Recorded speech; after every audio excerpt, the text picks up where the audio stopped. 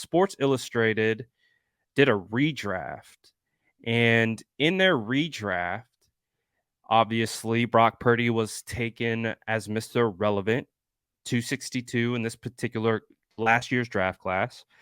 So Sports Illustrated did a redraft and they decided that if knowing everything that we know from last year and resetting the 2022 NFL draft, the San Francisco 49ers, Brock Purdy specifically, would have been selected number 6th overall in place of Ike Ekwonu, who I think is going to be a phenomenal left tackle as he continues to develop with the Carolina Panthers. But Sports Illustrated believes that if you were to take a look at everything and you redrafted, Brock Purdy would come in 6th overall. Now, if I had to give my opinion on that, now what Brock did last year was fantastic. You can't take away all the games that he won, basically going undefeated, essentially until the injury knocked him out of the NFC Championship game on the 6th play of the game. I still don't know though if you were going to do a redraft, even understanding what Brock is, and you guys know me, I like Brock a lot. And I think there's a ton of potential for him to become the 49ers franchise quarterback as long as everything heals correctly and he continues to grow and grow within the structure of Kyle's scheme. But I'm not sure that he would be taken 6th overall. I think the with everything that we know and just kind of looking at how the league evaluates quarterbacks, it feels like Brock would be a second or third rounder with everything that we know. Again, you guys know me. I'm a big fan of Brock. I believe in what he brings to the table, the intangibles, even the physical traits that he gets knocked on for a lot.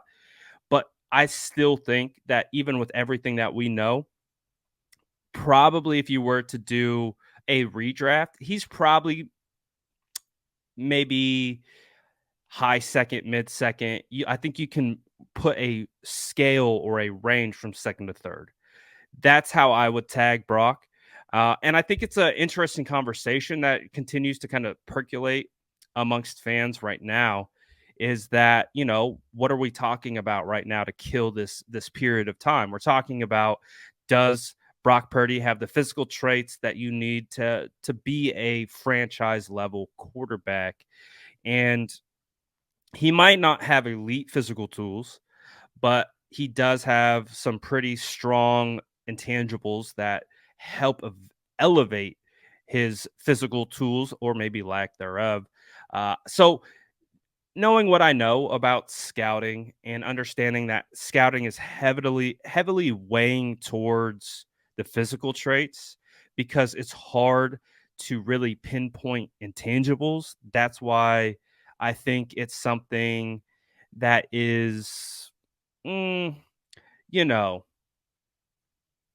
you could have these elite intangibles, maybe like Brock Purdy, like his leadership and other things, but that isn't going to get you drafted high. What's going to get you drafted high is a big arm, a big body, showing that you can do the physical things at a high level. So I thought it was interesting, though. They put Brock at 6th overall.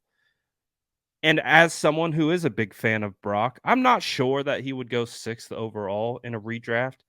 I still think maybe that second round range would be somewhere that would fit him best. Even with his efficiency numbers, some of the things that Brock did last year was pretty special. You looked at this was a particular stat: most passing yards in a playoff game by 49ers quarterback. Brock Purdy would come in at number 3, the first 2 being Joe Montana, and he wasn't too far behind. So that's when we were busting out all the Brock Purdy memes and everything that comes along with it. But Brock Purdy's ability to play within the scheme is exactly what Kyle is looking for. I think, I mean, we make all the jokes about Kirk Cousins and his affinity with Kirk and all that type of stuff, and we know it's been well documented that Kyle Shanahan loves him some Kirk Cousins, but it, can Brock Purdy be his Kirk Cousins? Could he be that guy that just comes in and operates the offense at an extremely high level, elevates everyone's play around him, has strong leadership qualities? And we've talked about the intangible of just being able to work with Kyle. We've talked about that before. So I think those are the things that makes Brock perfect for what the San Francisco 49ers are looking for.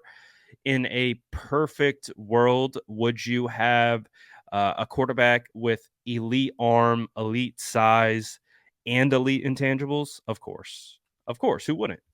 When you're building a quarterback in, let's say Madden, you're probably not building your guy to be 6 foot 6'1", and those types of things. You're building him to be 6'4" or above, and being able to throw the football out the stadium. So I think with the conversation that continues to surround the San Francisco 49ers quarterbacks, I do think there's nuance on both sides. You know what I mean? I still think that Brock Purdy has the ability and the potential to be a franchise quarterback for the San Francisco 49ers, but I wouldn't in that same breath, I wouldn't say that Brock Purdy has, the prototypical traits that you're looking for in said quarterback. But I'm also someone who bangs the table, and I say it all the time: win your way. You don't have to be an elite traits guy to have a ton of success in the NFL. I think, perfect example of that are this guy right here. He didn't have elite traits, but he came in as a third rounder, Joe Montana, and led the San Francisco 49ers to a lot of Super Bowl victories and greatness along the way. Also, look at this guy right here. That guy, Jerry Rice, didn't run a blazing 40 time, didn't have a ton of elite athletic traits, but he had elite work ethic. He had the elite intangible of wanting to be great, which may sound cliche, but I think at this level, I don't think people realize how much, like, this is a job for some guys. Like, this is a clock in, clock out, get your paycheck type of a situation. Even though it is a game and it is football, there are different levels to the intangible side of what motivates a player. And I think for Brock as an example, I think he's wired truly as a guy who wants it and wants to be great, wants his team to be great. And I think those types of players can go so much further even than some of your elite traits type guys.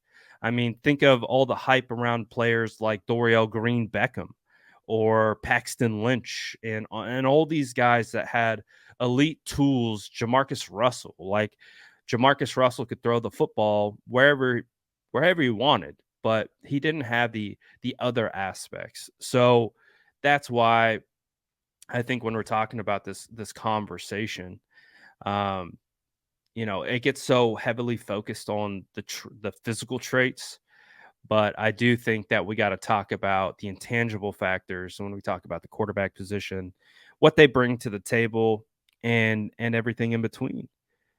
Um, so I do think Brock can be successful in this offense. I do see a scenario where Brock Purdy steps in, continues to improve, and we could be talking about Brock Purdy as the franchise quarterback for the San Francisco 49ers, which would be crazy as Mr. Irrelevant, but we've seen crazier things happen.